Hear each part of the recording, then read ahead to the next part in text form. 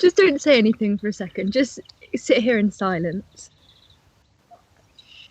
Oh, it's having a little scratch. I mean, Come on, use the word. It's vitamin C. It's not the vitamin C that most people think. They might have had some of that this morning to top up their essential bodily nutrients. But if you need to top up vitamin cute, nothing is going to beat a red squirrel kit coming live from Sweden. Great bit of technology. Look, I can't. So I'm going to have to sweet. hand over to you. You're having I'm in danger. I'm in danger of losing my reputation. You do that. I'm in danger of losing my reputation for being hard-nosed. Hard-nosed? You think you're hard-nosed? No, I mean, come on. If that can't melt you, then what can? Let's be honest. What a start. What an absolutely fantastic start that is. We have a great show coming up today, though. There'll be more of those red squirrels coming soon. We're not saying too much about them just yet because we're going to hand over to the person who's behind the camera filming them.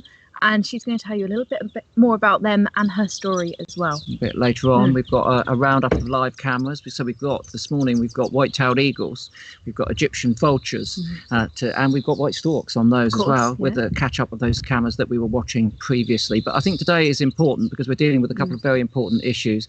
We're going to be covering something which I hope you haven't missed, but it was running throughout the time that Megs and I were doing Spoonwatch, which was Black Birders Week. And we're very pleased that Gillian Burke's going to be joining us to talk about this well, to say it's incredibly important is a massive understatement, issue. And also going to be talking about our soapbox today is dogs off the lead. And when I was researching this last night, I've got to say I was truly horrified by the amount of damage that's done by dogs off the lead to not only farm stock, which is wholly inexcusable, of course, but also to wildlife too. So we want to throw some light onto that issue again this morning. But then we've got some top dragonfly action coming up. Oh, it's so good. We're going to go live underneath the surface of a pond. Underneath the surface of a pond with a camera, and we're going to be getting a bit more of an insight into the life and the wonder that happens just below the surface there, which is going to be pretty amazing. Yeah, Steve White and the British Dragonfly Society and Lucy Lapwing is going to be joining us well, talking about dragon and damselflies. It is Insect Week. It's packed. International Insect Week. It is Insect Week. Of course it is, yeah. We've also got some great artwork coming up, and we've got some mystery objects, and I've got one in this box actually. And I collected this yesterday.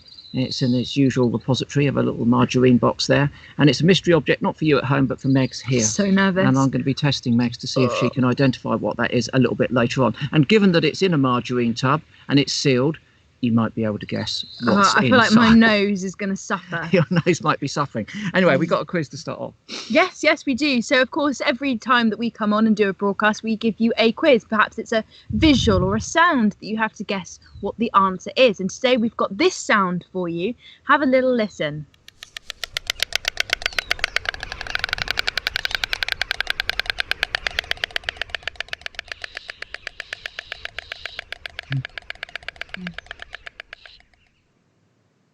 Yeah. It's very distinctive. And once you know what it is, I mean, it's very obvious, isn't it, I think? It is, but remember, that sort of sound could be made by something which is relatively large, or it could be made by something which is relatively small, maybe even microscopic. So, yeah, you've got to think about that type of sound and how it's being produced, because lots of animals use, they don't produce their sound using their vocal cords or their syrinx if they're a bird. They have a means of, hang on, I've got more red squirrels. Look. This is live red squirrel kit. I mean, come on. Look at its little nose. Oh. Stop it. I'm so surprised this is melting you. This is having such an impact. Well, I'm merely acknowledging that this will be having that impact with everyone else. Everyone else. So sweet. See, I hate to say this, but I prefer adults, animals, and adults that have gone through that stage where their eyes aren't too big for their heads, and they haven't got those little cutesy bootsy ears and those fluffy wafty tails like that. I think the adult red squirrel is much better proportioned. No, I like a fluffy. I'm losing this argument. I like a fluffy, and the big eyes and the fluffy tufty bits and all. Yeah. Anyway, we'll move on because I'll just stop. We better move on. Crying from We're cuteness. going from the sublime to the ridiculous, actually, because we're going to start catching up with our cameras, and we can go go live to the white-tailed eagles now. Latvian Fund for Nature, you know, we've been championing this organisation in Latvia for some time. They have a whole range.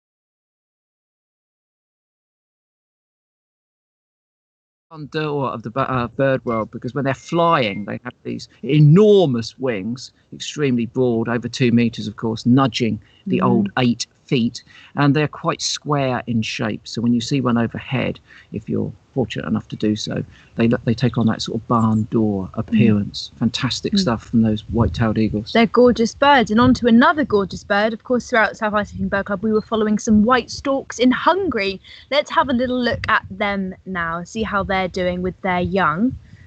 Let's have a little look.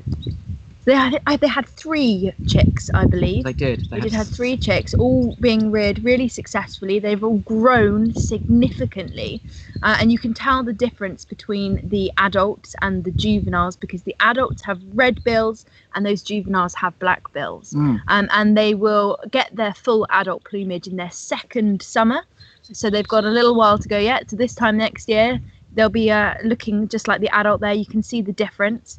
You've got the black view, bills, isn't it? oh, it's amazing, isn't it? It's incredible. You know, and they always really like to nest around human civilizations. They've always have done. They really bring good omens. There's so many different folklores around white storks, and I've been getting into kind of a folklore black hole with them every time I read it, because there's just so many different ones, you know, that they carry the souls of humans, that they look after not just the babies that we produce, but the elderly too. And if you have white storks nesting on your house isn't going to burn down, so that's good. So they were really well protected. It might do if they block the chimney. Yes, no, exactly. Maybe I they don't didn't know how think that one bit of through. folklore. They didn't think that how one did that through. one work? They've got all those dry sticks on top of the chimney. Yes. When the storks leave, and in the winter, and people light their fires. Yes, trouble. They didn't think that one through, but that was the omen. You sure didn't get that round the wrong way. That was, if you have a stork on your house, your house does burn down. But that was a long time ago that they had that folklore there. They're just brilliant birds. Do you know how many? This is the record for white storks on a telegraph pole. No. 25 nests. Really? Yeah, on one pole, 25 nests. Wow. Amazing. It's the great stuff. That was coming from Hungary as well, and you can check out all of these webcams online, of course. Many of them are on YouTube, and if you want to brighten your morning and for a bit of exotic birding, these cameras are absolutely fantastic. They're really, really good. Let's leave you with one last one. This one is from Bulgaria, and this is looking into a cave where an Egyptian vulture has its nest. It's a little bit hazy there, but look at that. You can see the young bird there with one of the adults. Egyptian vultures, quite extraordinary birds, famed, of course, for their tool use, using stones to break open ostrich eggs. Not obviously in Bulgaria. Bulgaria's a bit short of ostriches, but those narrow, thin bills that the vultures have are great for picking out little bits of tissue from what remains on the carcass. If you're in an area where there's griffon vultures, a much larger species, they do most of the work on that, and then it's these little vultures that come in. But they're a striking bird, and again an amazing view into a cave in Bulgaria, which is there for you to have a look at. Right, now we did say today that we'd be dealing with some serious issues. I think it is important. Obviously we can enjoy red squirrel kits, and we all have already, but we've got, you know, things that aren't right in our community, and it's up to our community to sort them out. And I have to say, for very many years I've been incredibly embarrassed that the number of VME people working in the environmental sector, the people that we see when we're out enjoying nature, has never been representational of their numbers in our society. Now, many years ago, the British Trust for Conservation Volunteers did a study, and I remember going to the press release looking at this and hoping that this was going to see a sea change in our attitude to making sure that everyone was involved, and it was wholly inclusive, whether it's bird watching, whether it's enjoying red squirrels, and certainly whether it's education and working in this sector. But it's not something that we've done. It's something that we've completely failed to do. So it's a huge embarrassment to us. And of course, much of this has been brought to the fore recently, not particularly in the environmental sector, but with the Black Lives Matter campaign, which is taken root globally, thankfully, and is doing great things to readdress that and focus issues upon looking at racism in more detail. However, we're going to show you a clip now, and coincidentally and very sadly, this clip was recorded in Central Park on the same day that George Floyd was killed, and it shows the reaction of a white person to a black birder. Now, the person filming the clip, Christian Cooper, was there with his binoculars birding in Central Park. It's actually quite a good place for birding. It is a large municipal park in New York, but it's got a fantastic species list. It's the sort of place where you would go birding if you were in New York. Think massive, think natural habitat, think a good place to go birding. Nothing wrong with that at all, until you have this incident, which unfortunately befell Christian Cooper. Take a look at this. Would you please stop? Sir, I'm asking you to stop. Please don't come close to me. Sir, I'm asking you to stop recording me. Please don't come close to me. Please take your phone off. Please don't come close to And me. I'm taking a picture and calling the cops. Please call the cops. Please call the cops. I'm going to tell them there's an African-American man threatening my life. Please tell them whatever you like. I'm sorry, I'm in a ramble, and there is a man, African-American, he has a bicycle helmet. He is recording me and threatening me and my dog. There is an African-American man, I am in Central Park. He is recording me and threatening myself and my dog. And my... I'm sorry, I can't hear you either. I'm being threatened by a man in the ramble. Please send the cops immediately. I'm in Central Park in the ramble. I don't know. Thank you. That's pretty well, it's appalling, absolutely appalling. And to think that that sort of abuse was inflicted upon anyone is bad enough, but to someone in our community, our global birding community, which should be totally inclusive across the planet, is appalling. There was a benefit from that, thankfully, because as we always say, you've got to find some good in the bad. And the good was that this instigated something called Black Birders Week, which got global attention. Absolutely fantastic.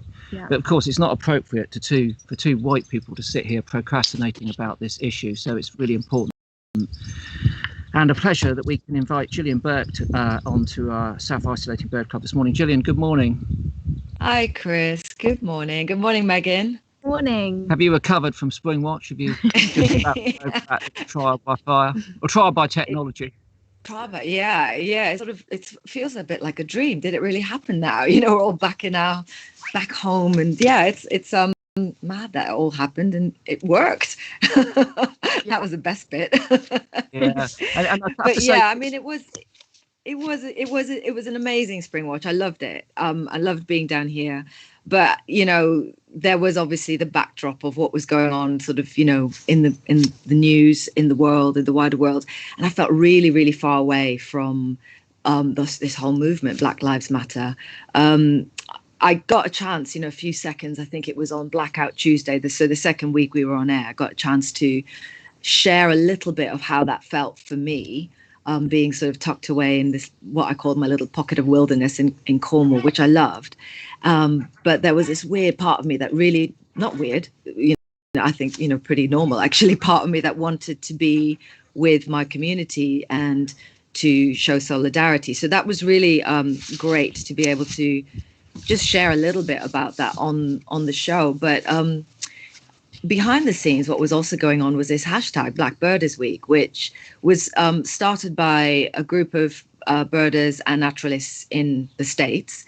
And we got wind of that over here. And it was actually a really amazing experience for me to be able to kind of see this hashtag. And, you know, one of the first things was just kind of personally, I was like, oh, hang on a second, because the way I felt was like I was this kind of lonesome little dot in this great big ocean. And to actually sort of, I know it sounds like such a simple thing, but to actually see photos being posted on Instagram of loads of other people, loads more than I was even aware existed, of people like me who are into nature, into being outdoors, was just really, that definitely connected me.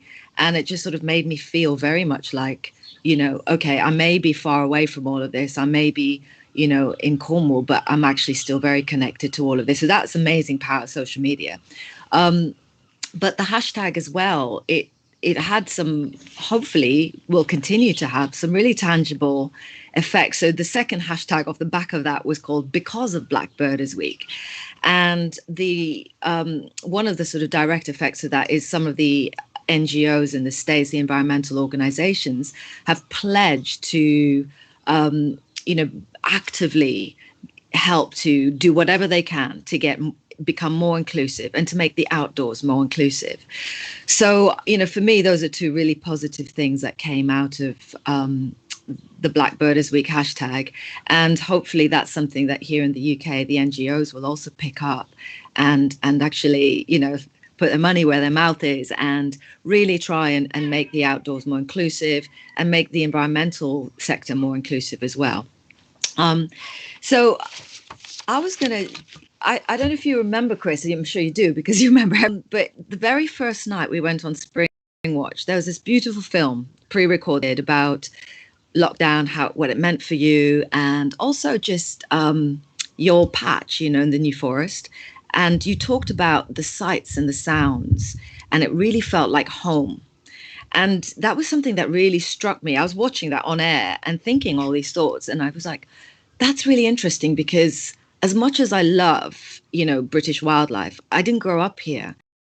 And it occurred to me that, you know, feeling at home in nature requires that connection when you're small, when you're a child.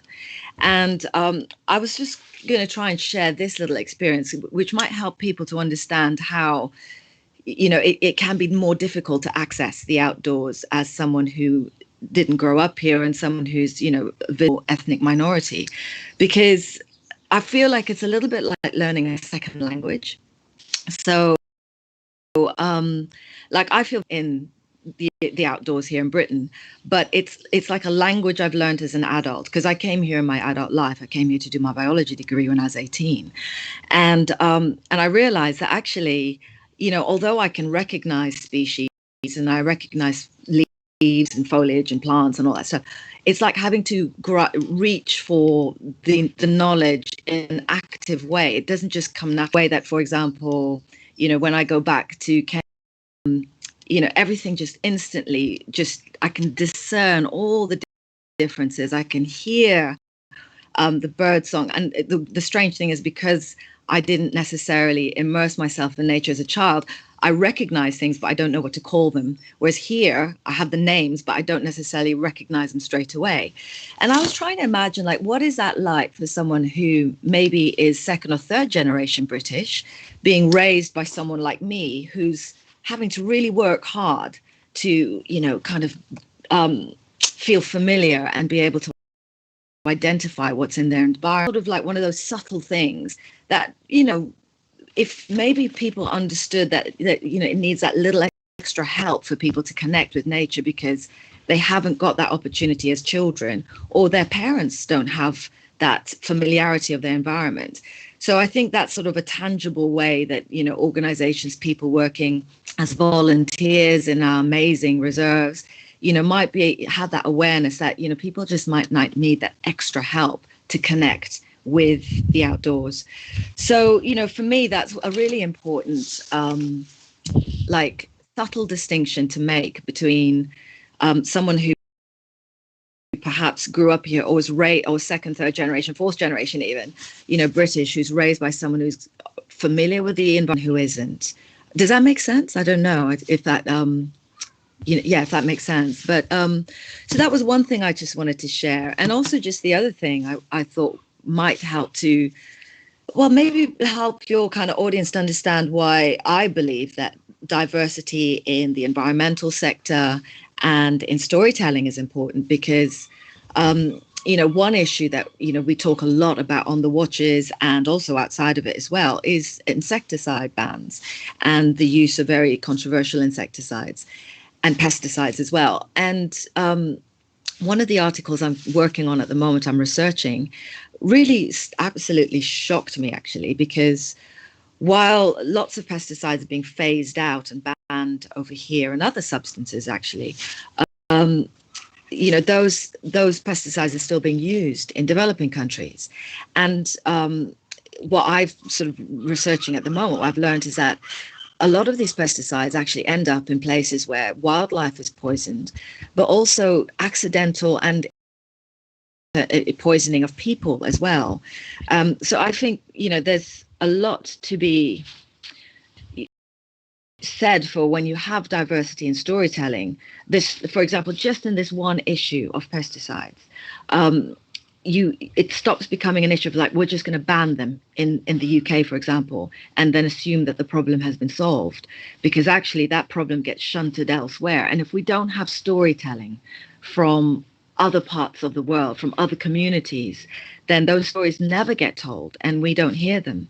And for me, the whole question of diversity, if I'm honest, takes pales not into insignificance, but for me the biggest issue is still the fact that our planet we're facing many huge challenges, and the way I see it is like the ship is going down, and we need all hands on deck to keep things afloat. But if some people can't even get on the upper, still below deck, that's never going to happen. So we do need everyone together to get on board, to be working together. But some people are going to need that extra help to get up onto deck, so we can all get this job done of getting through these huge challenges that we're facing as one species, basically.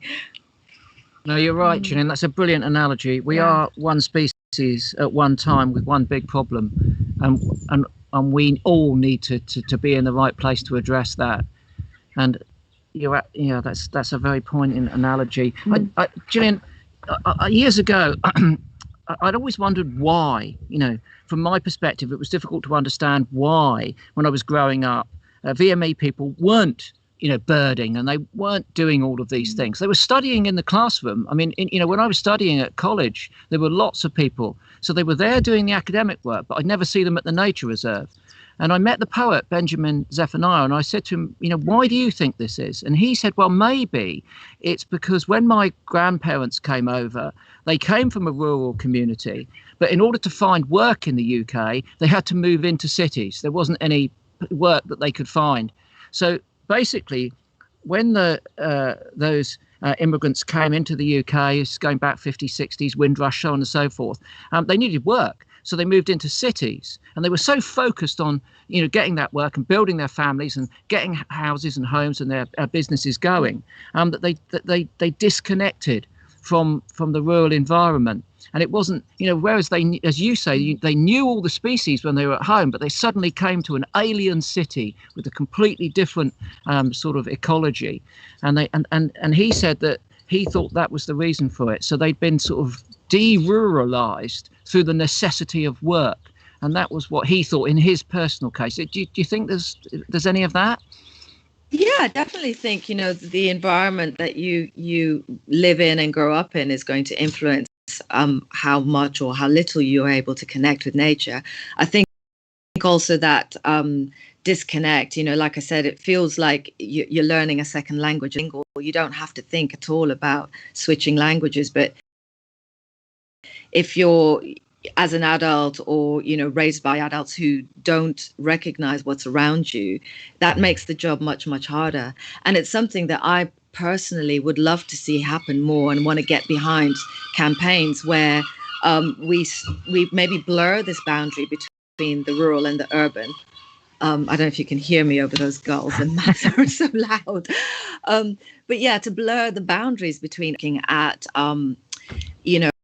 as much as possible, starting to rewild, parts of our cities as well, so that it becomes more accessible for people who live in cities, and it becomes just enriching, inner city communities and their environments in terms of, natural regeneration. There's so much potential there, and so much potential to connect communities to wildlife and nature without people having to leave the city. If that's what, it just makes it more accessible and easier to connect with. Yeah. I don't know if you remember, Gillian, a couple of years ago, I put together this manifesto for wildlife. And Maya Rose Craig contributed something, and I just wanted to run a couple of these things past you. So one of the shocking statistics, which I put on this page here, was that 50% of the ministers, these were the contributors to the manifesto, were female, 50% are male. So that's good, gender equality. 16.6% of them were under 25. Not bad. But the terrible thing is that only one of the people that I could find who wanted to write for this at this time was VME, which was Maya. And I asked her to come up with 10 ideas that, if they were implemented straight away, would make a difference and solve some of these issues. And I'll just run a couple of them past you. Acknowledge and address the low visible minority ethnic representation across the environmental sector. So that's basically putting your hands up and saying we've got a problem here, which I don't think we can argue about. The sector should monitor, measure and publish diversity data for trustees, employees, volunteers, applicants and members. Again, so we want clarity in this issue, so we know what we're dealing with. We need data, obviously, in order to deal with anything. Universities to mentor and support VME students taking nature-related degrees in order to combat racism and isolation, something which is desperately embarrassing, but it's still taking place. Government departments to provide mandatory information evenings targeting VME secondary aged children and their parents, explaining that careers in the sector and encouraging an interest in relevant courses. So as you say, I mean, a lot of these ideas are a means of, firstly, addressing the problem and acknowledging that it's there. Secondly, measuring the extent of that problem. And then thirdly, trying to provide education and encouragement for people to get through it. And that's something we should address. This is 2 years ago, Gillian. And what I wonder is how many of our NGOs have taken on board any of those sorts of things and implementing them so far. Yeah, it'll be interesting to see from this point forward how that changes things. Chris, the thing is, the clip you showed earlier with Christian Cooper, that is, that was caught on camera. It went viral, and it's a very obvious example of racism. Racism happens in much more subtle ways than that.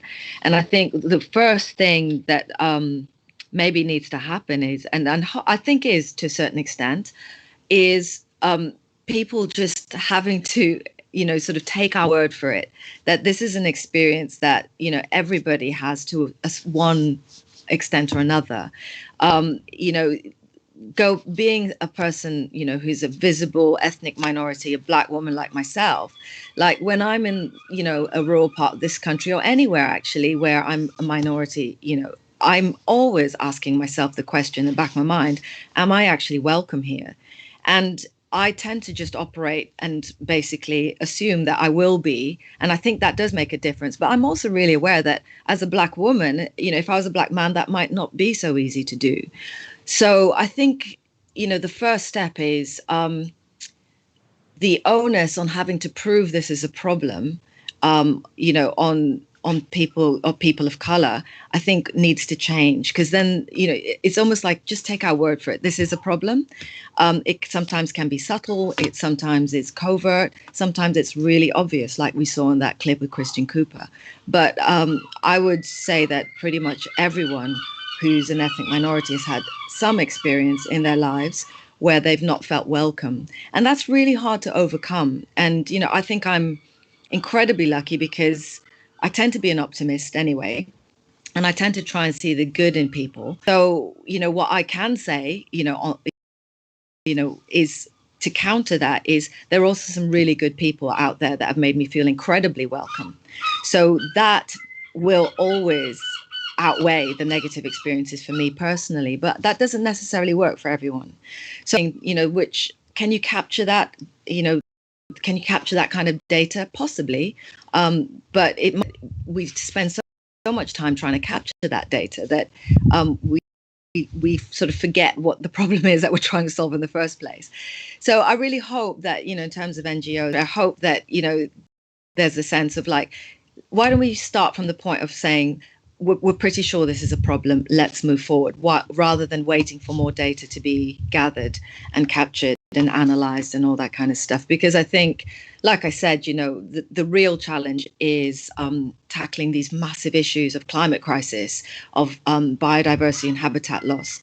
And, if we can get everyone on board to do that, it's got to be a better way to tackle it. Brilliant, Absolutely. Gillian. Yeah. Thank you very much. Thank you. Great stuff. You're welcome, and thank you both. Okay, No, we'll not look at forward all. to seeing you for Autumn Watch. Hopefully the weather will be the same as Spring Watch. I'm not counting on it. Take care, guys. Take care. Thank you so much, Gillian. Cheers, Gillian. Bye. Bye. Bye. It's very poignant, isn't it? I mean, I think our strength is in our diversity, really. When we all come together, I mean, it's a force to be reckoned with, isn't it? When it comes to climate, climate justice can't be solved without social justice, and we need to really focus on that and have those conversations with one another. Whatever skin color you are, it doesn't matter. We need to have these conversations. If you find them difficult, it's even more important to have those conversations and to try and actively encourage more people into the environment. Do you know what the most horrible thing is? That I was embarrassed by racism when I was a child.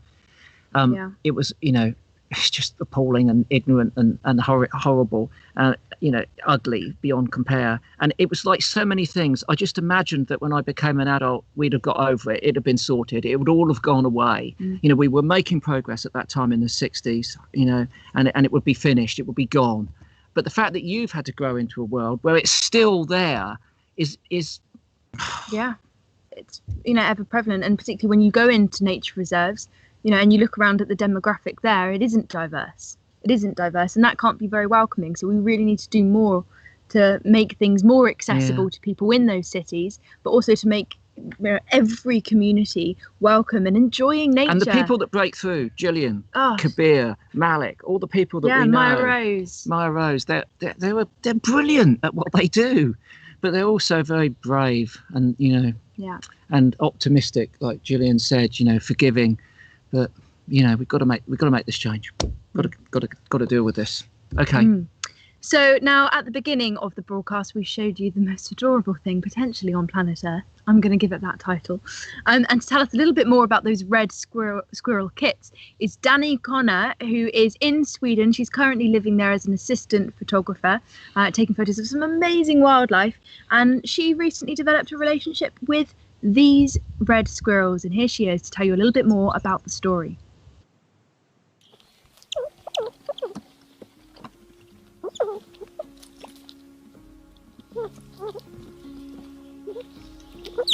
My name is Dani. I am a wildlife photographer, and I am currently caring for 4 baby red squirrels.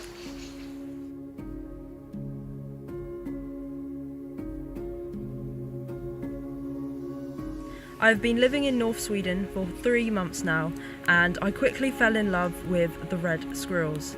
They are extremely charismatic, utterly adorable, and as someone who comes from London, it is a pleasure to see so many up close. I was particularly fond of one red squirrel, who I named Remy after the rat in Ratatouille. She was always the first to try on my photography setups, and she was extremely confident and comfortable with my presence. But unfortunately, 2 weeks ago, I found her body next to the road, and she had been hit by a car. I was devastated. Not only was she my favourite red squirrel, but somewhere in the forest she had a dray with young kits, the baby red squirrels. And I came to the forest, I sat here, I reflected, and suddenly I saw something hopping in the grass. I stood up, and it was a baby red squirrel. That afternoon I stayed in the forest for 7 hours to see if any adult red squirrels would go up the tree, and none did. and I was pretty confident this was Remy's baby. That evening, I spoke to several wildlife rescues and sanctuaries, and the advice I was given is that these red squirrels were too young to survive on their own. The next day I came to the forest with the idea that I was going to somehow capture these baby red squirrels so that they could be reared in captivity. A little bit impossible because they are small but super fast, and they were quite nervous of my presence. That afternoon I was amazed to see 3 baby red squirrels eating the food I had left.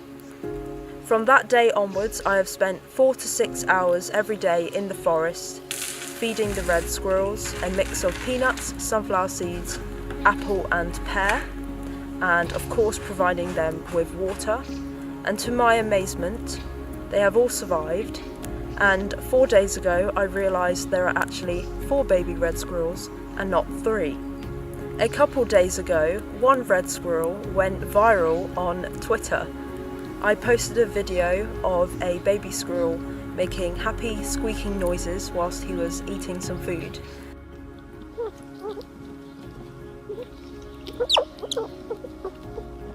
And the video has been watched 12 million times, and baby Pear is now a little celebrity.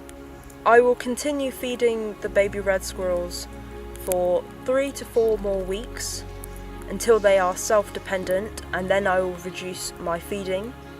I am amazed to see that they are already displaying natural behaviour, even though there isn't a parent here to teach them, and they have started caching the food I provide them, which means that they take a peanut or a sunflower seed and they bury it into the ground for a time when there is less food. I can tell the baby red squirrels apart from their fur colour and their ear tuft length, and there are 3 males and 1 female. They have been a dream to photograph because they are so utterly cute. Are you having a scratch? But one of the issues I had to begin with is that because they are so small, any stick that got in the way would look gigantic compared to them. So I actually would go around the forest and remove any small sticks so they wouldn't get in the way of photographs. These guys are going to finish their lunch. Back to Chris and Megs in the New Forest.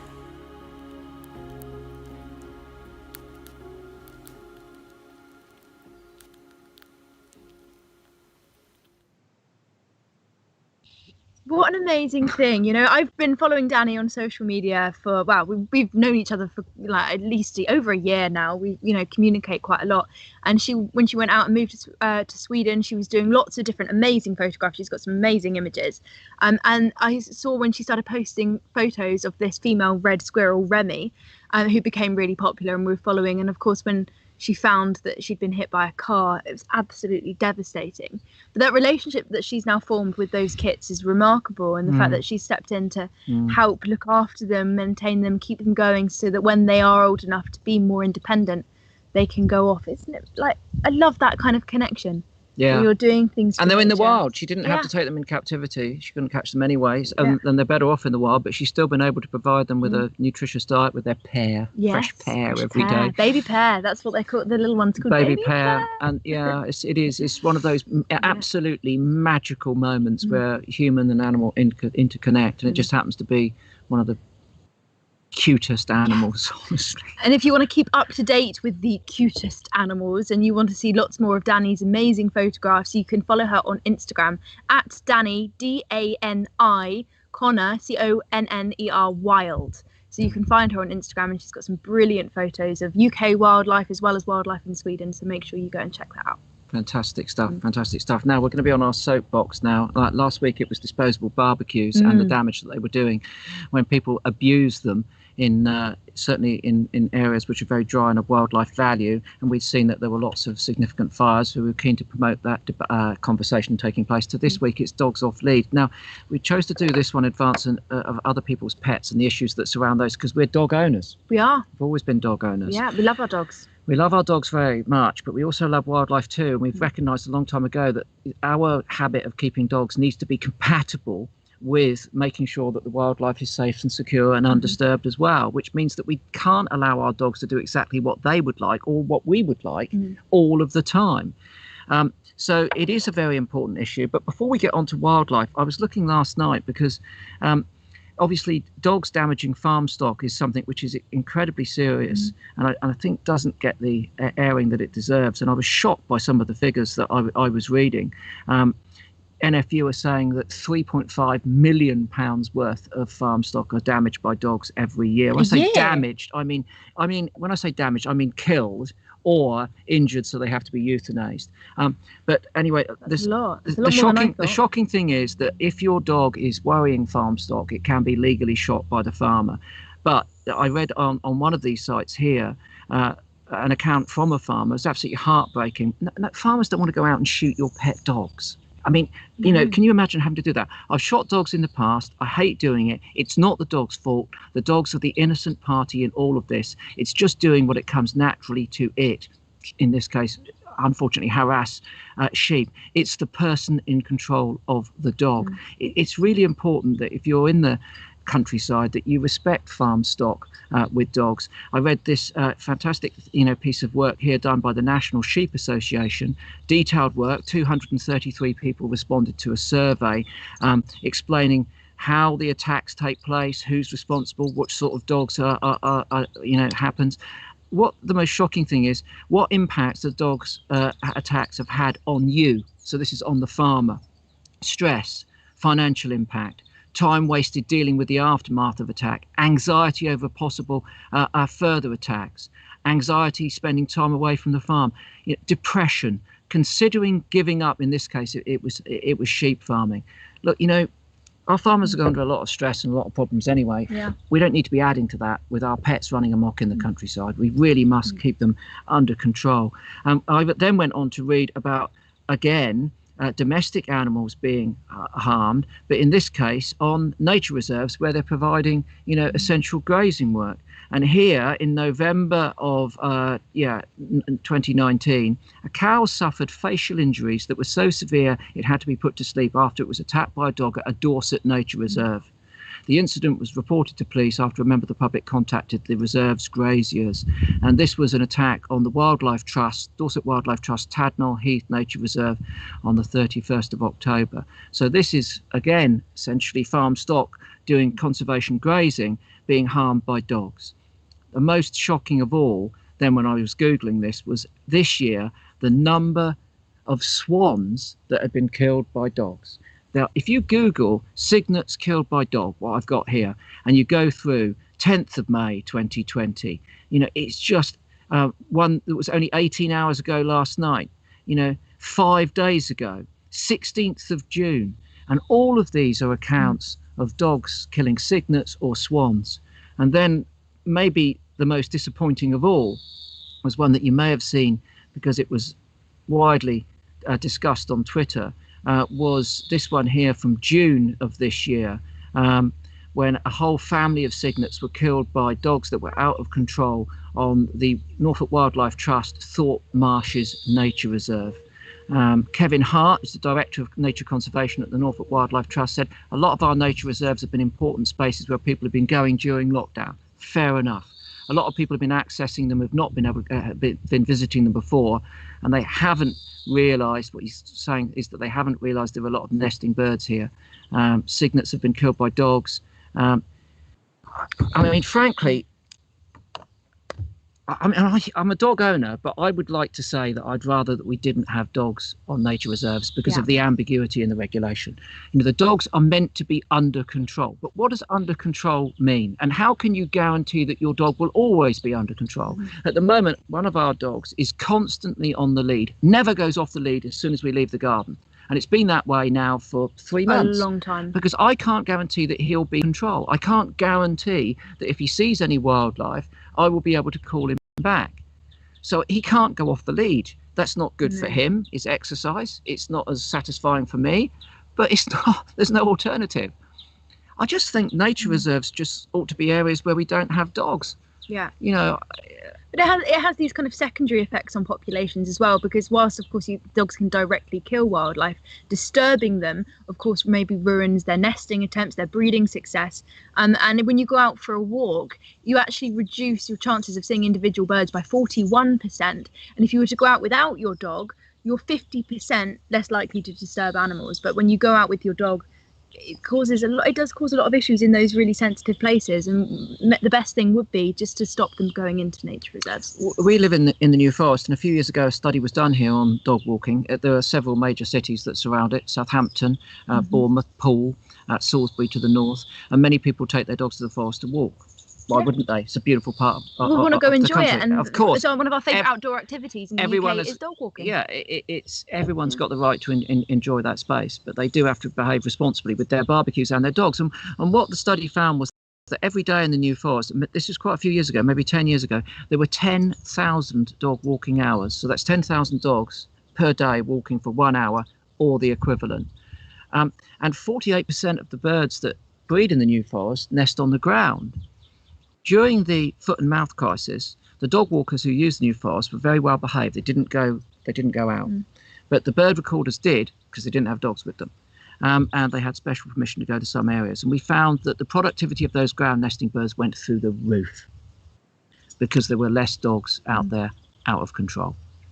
And you know, I've witnessed it all of my life. You know, dogs running amok through the marshes, disturbing curlew, lapwing, so on and so forth. Never killing the birds, of course, but stopping them from being able to feed properly, breed properly, keeping them off the eggs and away from the young, allowing predator corvids to come in. Major impact, so it's something to really think about when you are going out and walking your dog. Anyway, I think we've soapboxed enough. We've soapboxed, we've got it out of our system. We're sorry, we you know, sure. But it's not entirely out of the system, but you know. What about a petition? No more dogs on nature reserves. Yeah. Come on, Wildlife Trust. Come on, RSPB and everyone else. Let's do it. Summon the courage to say, no, we can't have dogs anymore. It's not compatible with our nature conservation needs. And we dog walkers will just have to learn to respond and go elsewhere and find other places. So some of our little oases in lockdown have been ponds. Many people have been creating their own ponds using washing up bowls, and we have been so excited to see all of those images coming in. And you've seen things like frogs, toads, newts, loads of all those amphibians, and so much invertebrates too. And I'm really excited to say we've got a special clip now, which we're going to look under the water of a pretty established pond, I think, yeah, Steve White has made this on behalf of the British Dragonfly Society. It's got some great pictures amazing. in it. Enjoy this. Not quite as cute as the squirrels. Oh, I think it's pretty cute. But just as interesting. Big eyes.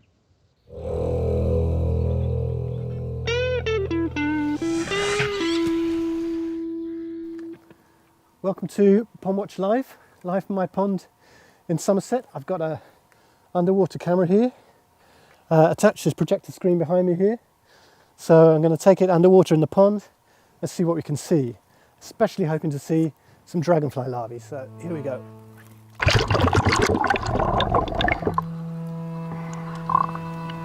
I dug this pond 3 years ago. The pond is 6 foot wide, 8 feet long, and about 80 centimetres deep at its deepest. And you can see now the water is absolutely thick with tiny animals. In a couple of weeks' time, emperor dragonfly larvae will start emerging from this pond. But at the moment, the larvae are still underwater, where they've been for the last year or two of their lives. Ah, dragonfly larvae there. Oh, they're staring right at us now. There we go. I think we've been spotted. Quite a late stage, probably just short of his final molt. And still actively hunting, I'd say. Look at that, it's fantastic. This is the labial mask, the projectile jaw. It's hydraulically operated. There's a hinge in the middle and then it can fling out and grab prey.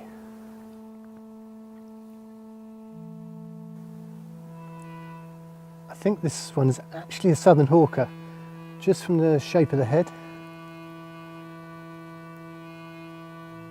The emperors will be leaving in a couple of weeks. They're the bigger ones, biggest British species. Southern hawkers are pretty similar, pretty hard to tell apart. I do have these two little, well, large silhouettes. This is a southern hawker, more buggy eyes, and this is a emperor with more slanted, longer eyes. Slanted, longer eyes. There they are. That's a snail, in case you're wondering what's coming out behind him there. Oh yeah, wow!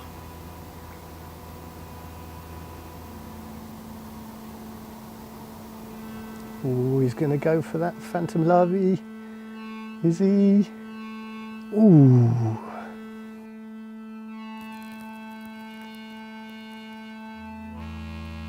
That is an emperor dragonfly, I would say. That little white tube there. Can you see it through there? Let's see if we can get a bit closer. Here we go. That ghostly colour suggests it's just molted. They molt several times during their lives. They look very pale for a few hours while they're hardening up still. Pretty vulnerable at this time, I guess.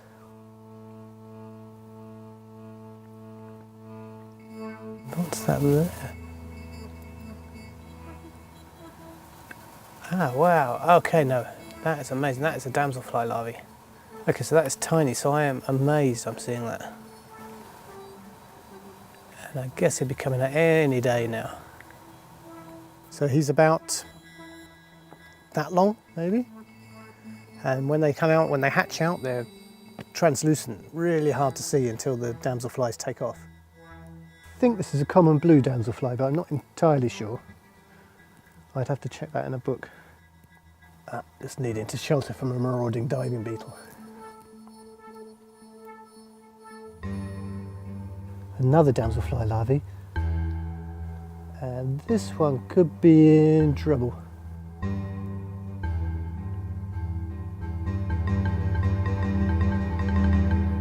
Ooh, not this time.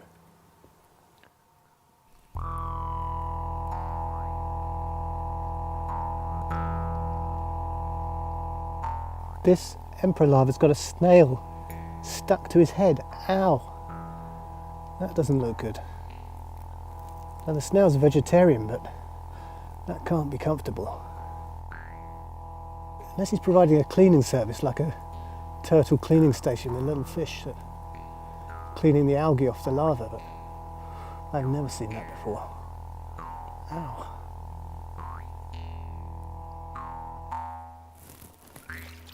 Right, battery's gone on my lights.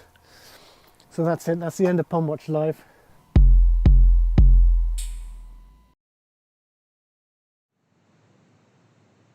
Beautiful. I love that. I love Projecting it as well. Yeah, that was a really, really great film. Yeah. Really, really great film. Really Extraordinary smart, yeah. animals, of course, but also a brilliant, inventive way of making a film about them. Yeah. What about the snail on the head? I know. That's like having a hangover. Yeah, to say the least. Could you imagine trying to move around with a snail on your head? You're dealing with all that pressure from the water. Oh, God. Yeah. You a bit of a headache, wouldn't it? Anyway, to tell us a little bit more about these remarkable animals, I can very pleased to say that we are joined by Lucy Hodson, but you may know her on social media as Lucy Lapwing. Good morning, Lucy. You all right?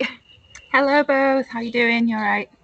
Good, thank you. How are you? Yeah, good, thank you. Nice and sunny morning. Just been listening to magpies fighting, but all good.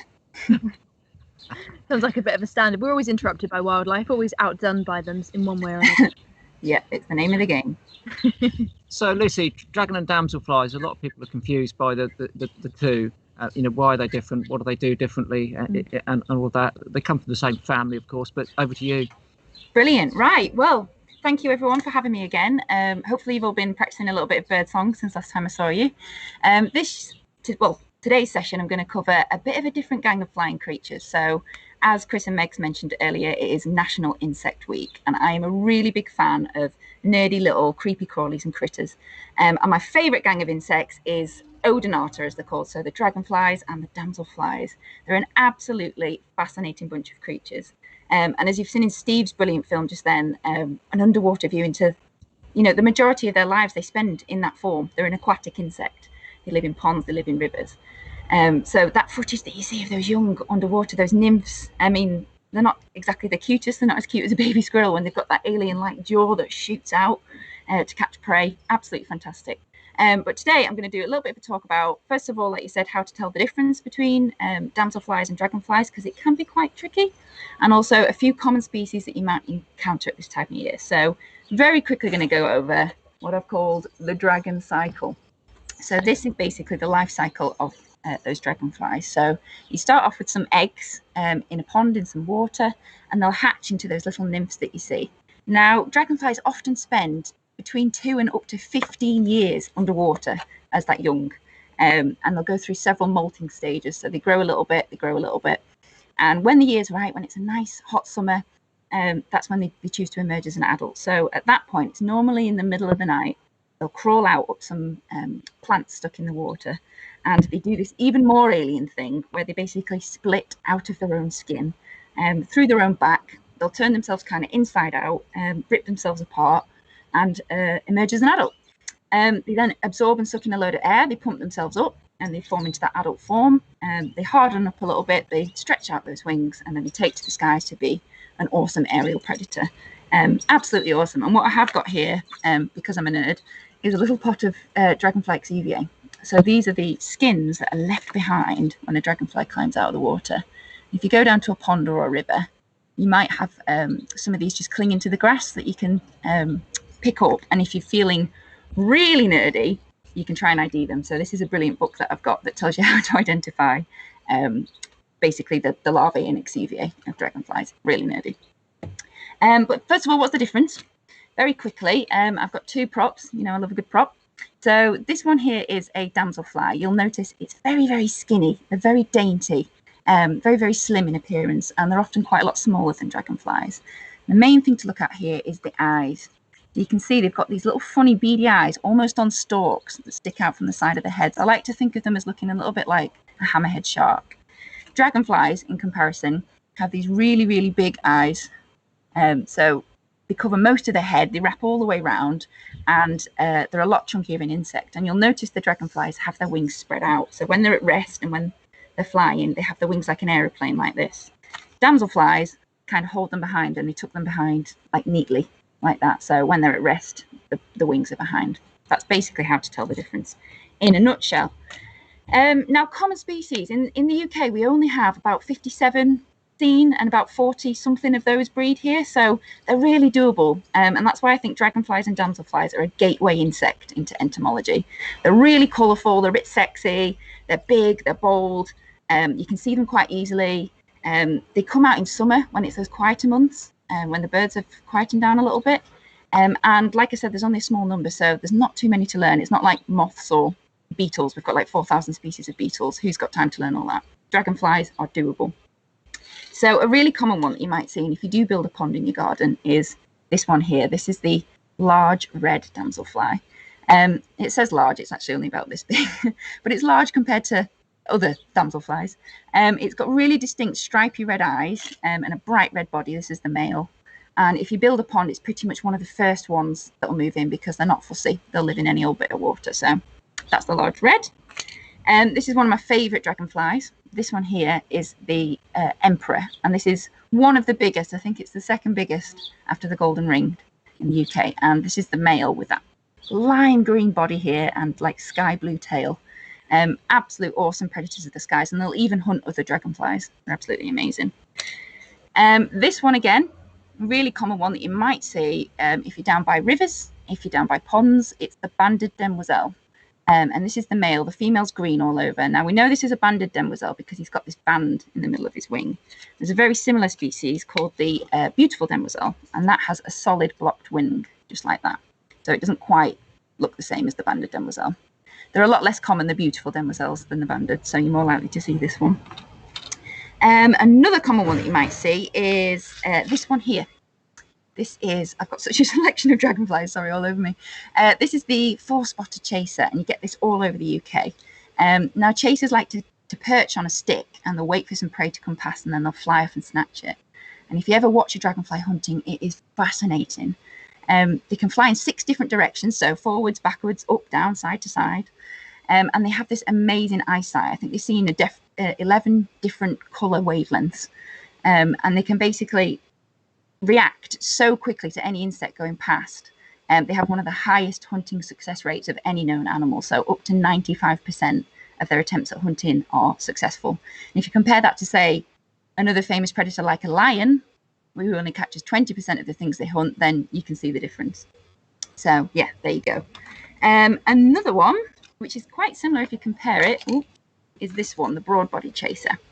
So you can see they're both chasers. They've both got quite hefty. This one's got a much chunkier tail, and this is the female here with those yellow colours. She doesn't have 4 spots on the wings. If you compare it to the 4-spotted chaser, it's got those 4 black spots. And the male, when you see him, is covered in this blue stuff. So he's got a blue tail that's actually a powdery substance called pruinescence, if you're getting really geeky again. So there you go. And one group of insects that you'll see that takes quite a lot to differentiate between are the blue damselflies. They're vivid sky blue. This is a blue-tailed damselfly, and it's got basically, it looks kind of like a flying abracadabra magic wand. So it's got a blue bit at one end of the tail and a blue bit at the top. So it looks like a flying magic wand. If you really want to get into it, you can start looking at the difference between, say, common blue and azure blue, and it's all about the shape of the dot on the second segment from the top and the patterning at the bottom. But if you want to get into it, there's a really great book that I use. It's wonderfully geeky. It's this one by the British Dragonfly Society, who Steve and myself both volunteer for. And it's got these really satisfying charts in it of how to tell the difference between all these tails. Oh, look at that. So you can compare side by side what you might be looking at. It's best to look for dragons and damselflies in cold weather when they can't move around so fast, and maybe you can get a closer look at some of these features. So yeah, there you go. That's a very well-stocked tour of dragonflies and damselflies. Like I said, they're a brilliant gang of insects. I love them so much, and they really, really are doable. So that's only a handful of the common ones that might start you off, but hopefully it's a little bit tantalising, and I'll tempt you into getting your binoculars and using them on dragonflies instead of birds during these quieter months. So there you go. Thanks, Lucy. Thank they you. are brilliant animals. Fly at 30 miles an hour. Yeah. So they could be caught speeding in some areas. It's extraordinary. I think they aren't the only insect that can loop the loop because of their extraordinary flying abilities. And in the Triassic, when there was more oxygen in our environment, then that meant that all of those animals that didn't have lungs, they were using spiracles to breathe. So there were some with a wingspan of 30 centimetres. I rather wish we'd been able to see those. Oh, I'd love to have seen Can you those. imagine that? Amazing. Chris, you love a diagram on Spring Watch, and all the watches, you get your graphs out, you get your pictures out. But I have to say, Lucy, I think you take the title. Yeah, you've just done it. You honestly, like your diagrams, your illustrations, everything, they're so good. I absolutely love it. I think, you're no longer the diagram master. No, I concede, because I can never compete with interchangeable abdomen. What about that? I love what was it? The broad-body chaser with a little stick-on male. I love that. It's brilliant. I love a stick-on male. My abdomen. You've taken it there, Lucy. Top work. Thanks so much for joining us. Thank you. Cheers, Lucy. Well, we're almost running out of time, but we've got some pictures and a few other things to catch up with at the end, haven't we? Yeah. So first of all, we've got this picture, which was sent to us by Benji. And you might remember that Benji was one of the winning authors of the Nature on the Doorstep competition that we read the winners out last week. So here's one of his pictures. He sent me lots of his artwork. He's a fantastic artist. If I remember correctly, he's 6 years old. Only 6 years old, and he does all these incredible drawings, which are fantastic to see. There we go. We've got a dragonfly there for you. It's amazing, though, isn't it? I could never have drawn like that. Peregrine falcon. Look at that. Yeah, he's good, isn't he? Really good. Amazing writer and an amazing artist. Yeah. Benji was very excited because his mum actually sent us in this video of him after we read out one of his stories, which was about his connection with fledgling birds. Look at him. He's genuinely excited. Okay, I'll be sitting down this morning. Now we've shown his drawings.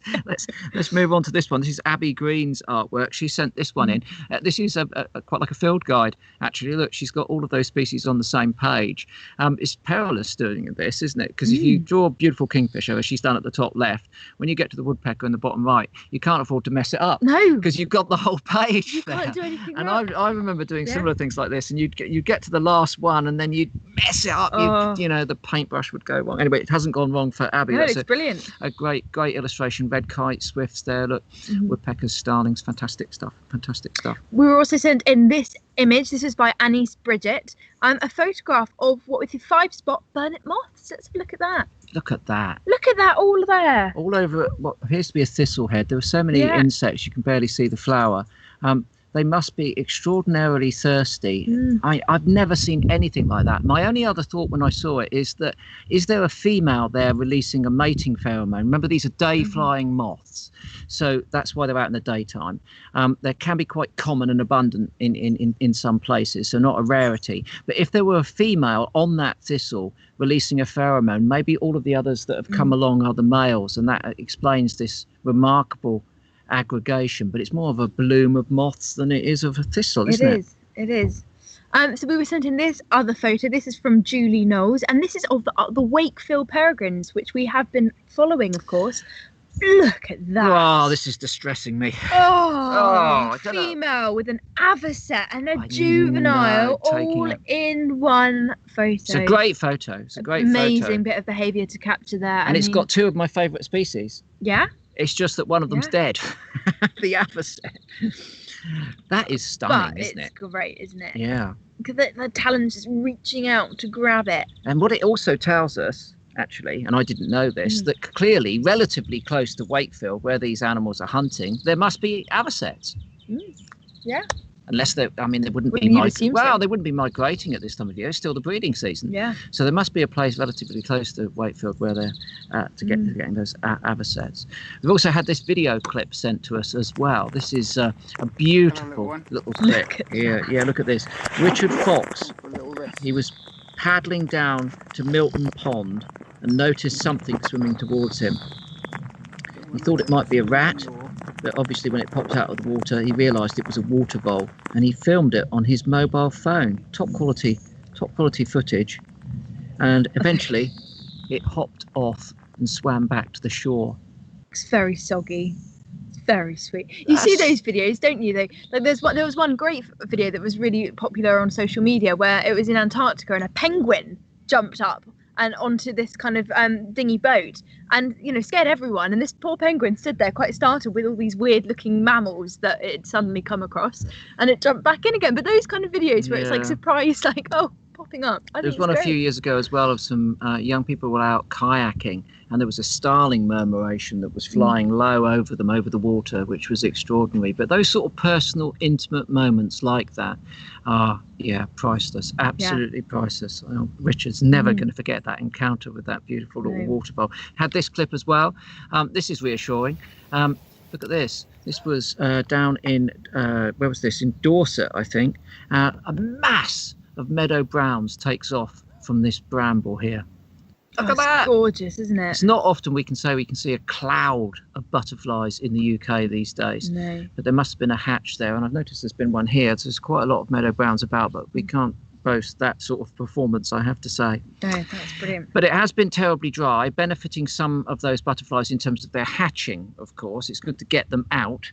But, of course, when they get out, they need nectar. And if it's too dry for too long, that nectar dries up. But it's not just butterflies that are struggling in this hot weather. Other animals are too. And here is Lindsey Chapman to give you a couple of tips on how to keep them happy in the heat. We all love a nice cool OJ on a hot day, but wildlife could do with a hand keeping cool too. Here are some top tips on how to do it. Access to fresh, clean water is really important, so whether you've got a pond, a bucket in your garden, or simply a saucer with some water in it, that will make a huge difference, particularly for things like blackbirds that also like to jump in for a little wash, just like my one down here.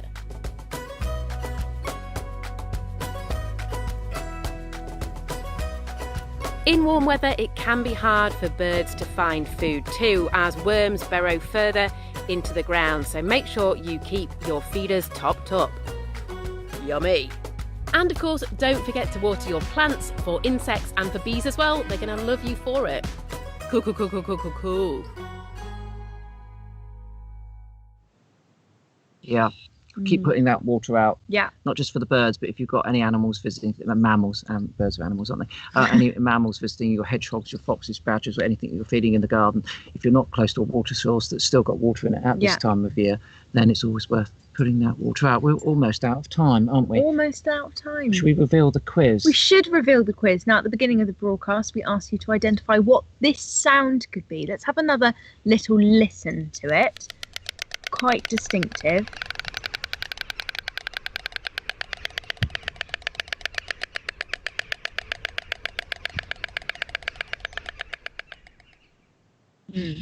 I can say that a lot of you got that right. Really? A lot of people got that right. Very well done to everyone. And Andrew says it sounds like a vintage lawnmower ticking over. That's pretty good. It is pretty good. Not quite correct, that one, but I like the suggestion. Worth a point, though. Worth a point, I think, for creativity on that. But on Facebook, we've got Anne, Margaret, Tracy, Elizabeth, Gemma, Val. On Twitter, we've got Morgan, Michelle, Sue, Jenny, Karina, Heather, Janet. On YouTube, we've got Paula, Simon, Vivian, Paula, Wanda, Stuart, Andrew, and the Nature Lover. So well done to everyone got that right. What's the answer? Clattering storkbills. Clattering storkbills. When you see them, they put their heads up. And they've got, of course, these really gorgeous long bills we saw in the clip earlier when we were looking at the white storks. And they do this clattering where they tap them together like this. And it's part of increasing their bond connection with one another. So they'll do that, and you see them kind of displaying to one another by doing this clattering sound. And it's very distinctive in other parts of Europe when you're in the square first thing in the morning. Yeah. If you drink coffee, you might be having a cappuccino or something. Out, when it's safe to do so and everything's open, And then you hear that coming from the rooftops. And you look up and there's a nest. We had another impromptu quiz though. I thought you'd forgotten about this. Yeah, no, I haven't forgotten this. Right, so it's been sat over there tormenting me. Yeah, no. Okay, get your nose, stick your nose into the hole, have a little whifter. Don't peep, just have a whiff. Come on, quick. Oh, I've had a whiff. Oh, come on, that's great. Have you ever smelled anything like that before? Yes, because you put so much rubbish under my nose. I have smelled a lot like that before. Pungent this morning. It's been sat in that box overheating. In the sun. Oh, okay. No, pop it away. Wow. I'm removing it. I'm confiscating. I'm keeping that. I'm confiscating. I'm keeping that. Look, I'm going to show everyone what it is. I was very lucky to be given this yesterday. There it is. Look at that. Yeah. Very lucky indeed. Very distinctive smell. That is otter spraint. I was given that by Paul Webb from the UK Wild Otter Trust, and there's a little DVD that you can get from them. I met him yesterday. We were talking all things spraint. We were having a spraint off in the morning. Of course. Yeah. And we did a little bit of recording as well, but that'll be coming up next week. We'll be back next Friday at 9:00. Paul Webb, UK Otter Trust, will be with us. Andy Rouse has done something with us, our wildlife photographer, friend, photographer, filmmaker as well. No Luke Massey, though. No. Luke Massey was going in pursuit of bears. He lives in Spain, so that's why he was after bears. But very sadly, he's had a car accident. Everyone was safe. The family were all okay. I don't think the car's okay. But it has mean that he's not been able to get out and do those bears. So we wish him well, and hope he gets a new car sorted out. Yeah. And he can get back on the trail of those bears. But yeah. But you skimmed past the announcement. The announcement? The announcement. Go on. We're back every Friday. Oh, yes, of course. Yes, we were talking, of course, about 2 specials, but we thought it's not enough. No. It's not enough. We love it so much. And so we're going to be back to talk wildlife and all things otter spraint, and for you to shove more horrid smelling things up my nose. I'm going to have one more little go. No, I've got it. Because the wind's blowing this. Oh, that is just right on. It's not right on. It's right off. It's not right on. Needed to learn, what otter spraint smelled like. Well, I mean, that's what you'd need to smell, but I don't recommend it. I can actually feel that fizzing up my nose at the moment. I can feel my nasal cavity has gone fizzy, such as the strength and the pungency of that otter spraint. What a way to finish the programme. Superb. Superb. Oh, hold on. I was out last night doing a little bit of photography because I want to deal with this next week as well, because I'm not satisfied that on Spring Watch we got to the bottom of what's going on with our badgers, which are out here in the national park, in the New Forest National Park. I took these photos last night. It was a nice evening, and these are some of the blonde badgers. Now, we discussed it on Spring Watch, leucism, albinism, and the erysitic badgers. And it's clear that some of these animals are erysitic. You can see the red colouring of one of those adult females. But I'm going to delve deeper into the science. And I'm also going to appeal to all of you viewers. If you know anything about this, because you get in touch. Now, the Spring Watch researchers did their very best, and they're good. I've been reading into it, but I just can't get to grips with what's going on genetically with these badgers. Yeah, if you're a geneticist, you know a geneticist, then please do get in contact. And I mean, it's very complicated. It's complicated stuff. Pigment production, and it's so difficult. It's really difficult because there's such a huge variety of genes that are responsible for producing different pigments in different orders. And there's a scale, really. I think what we're missing. We talk about albinism or anything else, but there must be some sort of scale of it. So you've got true albinism, or slightly less. They're all different. All of those animals look different. They don't look the same. I'll try and get some more photos before next week, and then we can sort of line them all up and hopefully throw some light on this extraordinary phenomenon. Get in contact if you know anything. But otherwise, we'll be back every Friday at 9 a.m. And we did. And we've gone a bit over today, and we apologise for that, but we think it was worthwhile addressing the whole Black Lives Matter and Black Birders Week, which is really important to us. Yeah. So I hope that's good. And we're going to leave you with... some close-ups of otter poo. No, we're not. No. Oh, I can smell it again. Honestly. We're going to leave you, of course, with the red squirrels. This was a clip that was filmed a little bit earlier. They are absolutely beautiful. I'm sure you're all going, and, we're going to be following their progress. So make sure you follow Dani Connor Wild to keep up to date with those. But let's leave you with some cuteness. Here are the squirrels.